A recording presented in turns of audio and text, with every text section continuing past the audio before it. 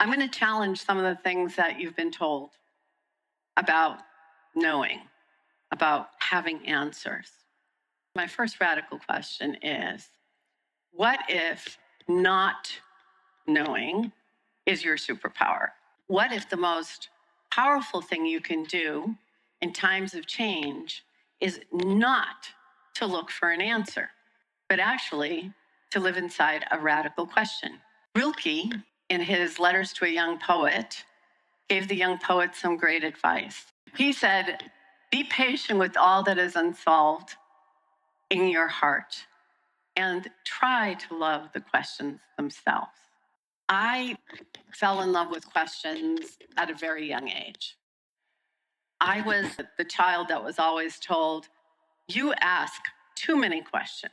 And I still am, by the way. And when I told my mother that I was an executive coach and I told her what I did, she said, you mean you get paid to ask questions? And I said, no, Mom. I get paid to ask the questions that no one dares to or thinks to ask. And she said, well then, you found your perfect career. And it seems I did.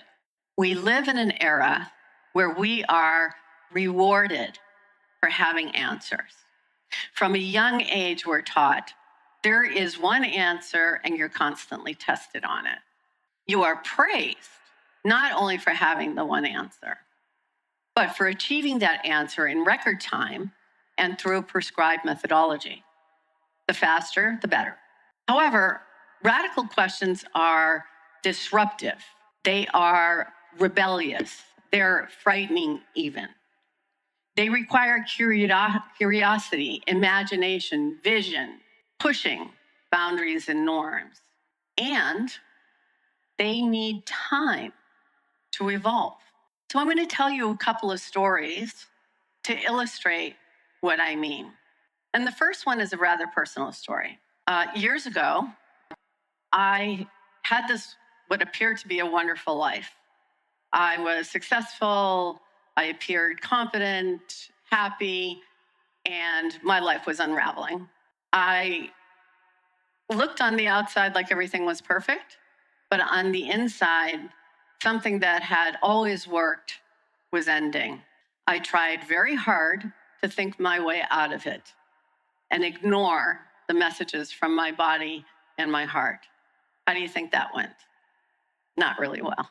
And so I discovered during that time these two moves that I want to share with you that shifted everything for me. First, ask a radical question, a question that shatters your assumptions and reorganizes all your priorities. And second, enter a sacred pause, what the Tibetans call the bardo. It's stillness, but it's not a passive stillness. It's a fiercely attentive stillness. Between those two, I was able to shift. They became my compass, if you will, because I had no map. During that time, it was really hard for me to just stop. And eventually, I did stop. I just said, I'm done. I'm stopping. And in that stop, I was able to hear the radical question. And it wasn't comfortable. What are you willing to accept that has been unacceptable until now? That was not a quiet nudge. That was more like gut punch. And that's the power of a bold question. In that stillness that followed, I could see the outline of someone who had already existed, but had not had permission, if you will, to emerge. As a result, I changed the way I worked, I changed how I lived, and I changed what I wrote. The external shifts came a little later, but that inner allegiance came first.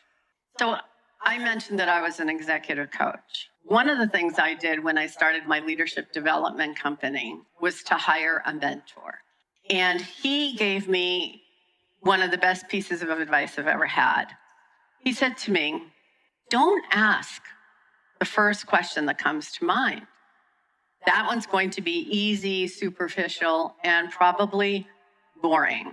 And it won't move your client forward because it's likely she's asked herself the same question. Instead, wait and allow the question to emerge. It might be the fifth question.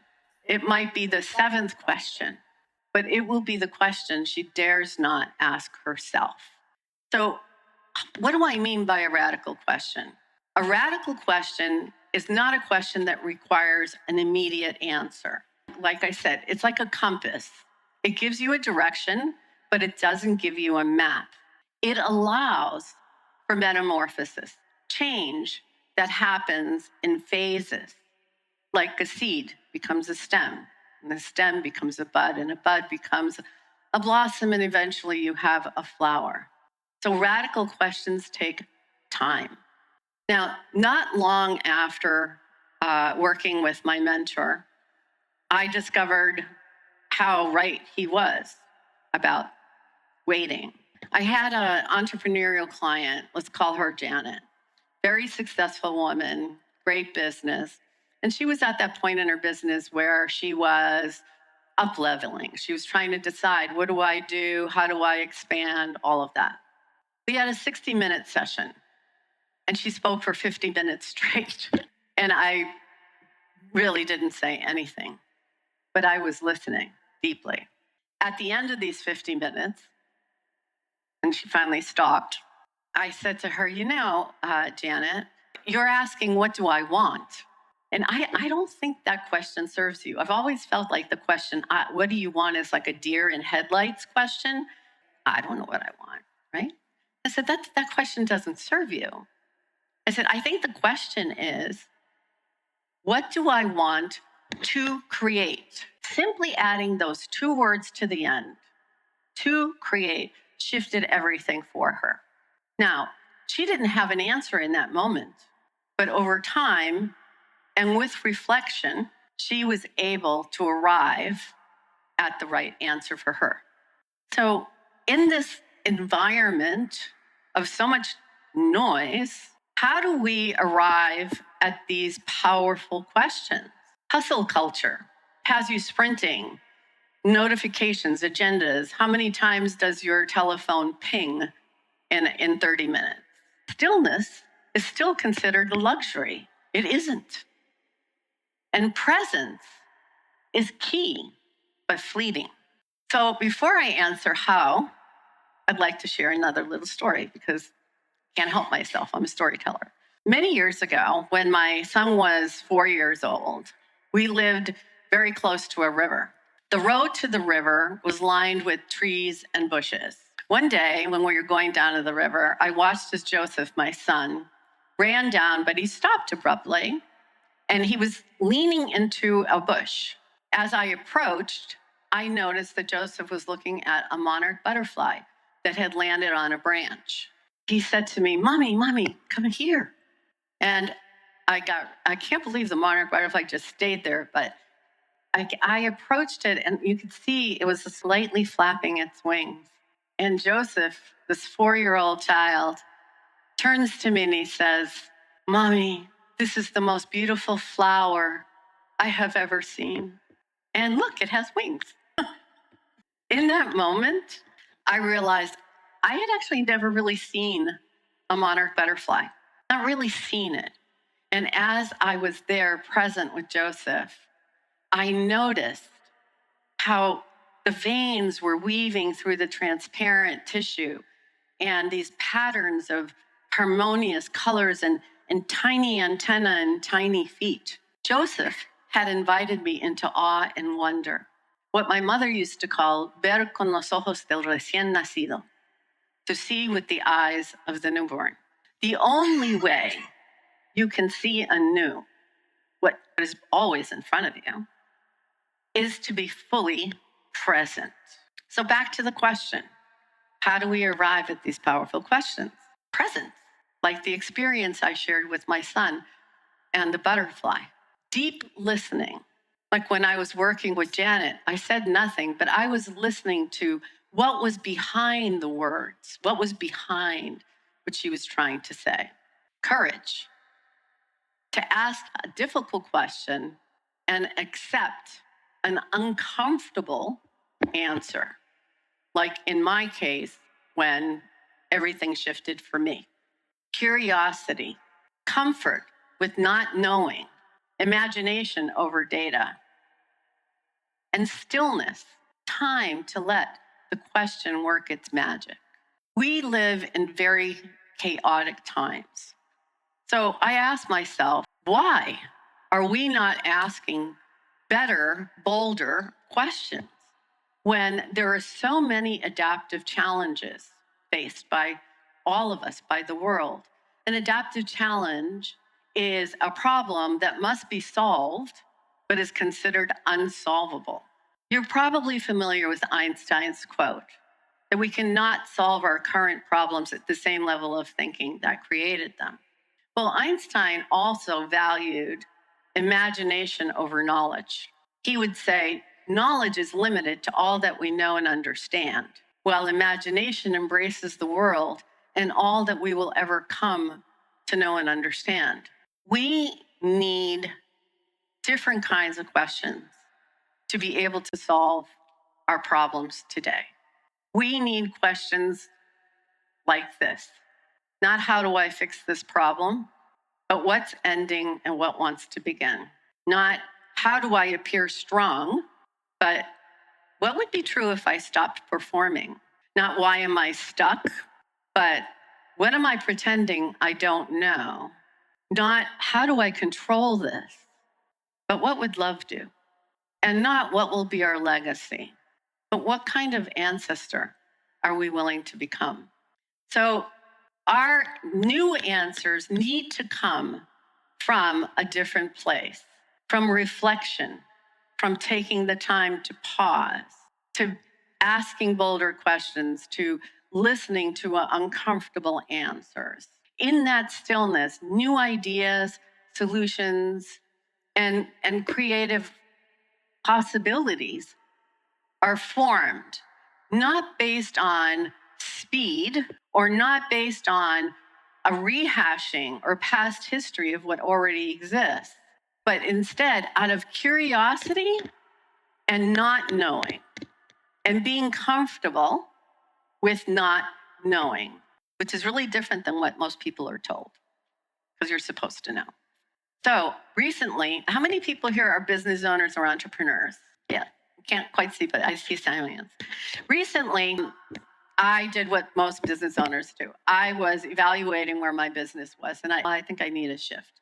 And I called a friend of mine, Gretchen, who's a coach and a colleague. And I said, Gretchen, I need to brainstorm with someone. I'm thinking of making changes in my business, but maybe I should change my marketing strategy. Or, gosh, maybe I have the wrong client avatar. Or maybe my offers are just boring and not compelling enough. And I did exactly what Janet did. Spoke for about 40 minutes while Gretchen was very patient and quietly listened to me. At the end, she very gently said, Alicia, I hear what you're saying, but I don't think you're asking the right question. Someone said, yep, and they agreed. And she said, you're not asking the right questions. I think there's a question behind all of those that's really the question you need to ask. And that question is, what has heart and meaning for you now? Very different question. What has heart and meaning for you now? And in that moment, I felt everything shift. I had been confused because I was asking the wrong question. So I would suggest we start changing our collective question. And instead of asking questions around how to fix problems, we should be asking, how do we create a world that supports flourishing? What do we need to create anew instead of update from what already exists? How do we create societies, systems, organizations, businesses that allow everyone, that give the opportunity to everyone to be educated, joyful, and healthy? What are the possibilities we want to create? What would love do? So if you're standing at a threshold, and I suspect many of us are, I'd like to share my field guide. First, name the threshold. Language is a bridge. Ask a radical question, the kind of question that makes evasion impossible. Listen deeply, but not just with your mind, with your heart and with your body. Your body has its own unfiltered wisdom, and your heart is where intuition lives. And then decide, commit, and act. One final collective question. Sorry, that was the last one.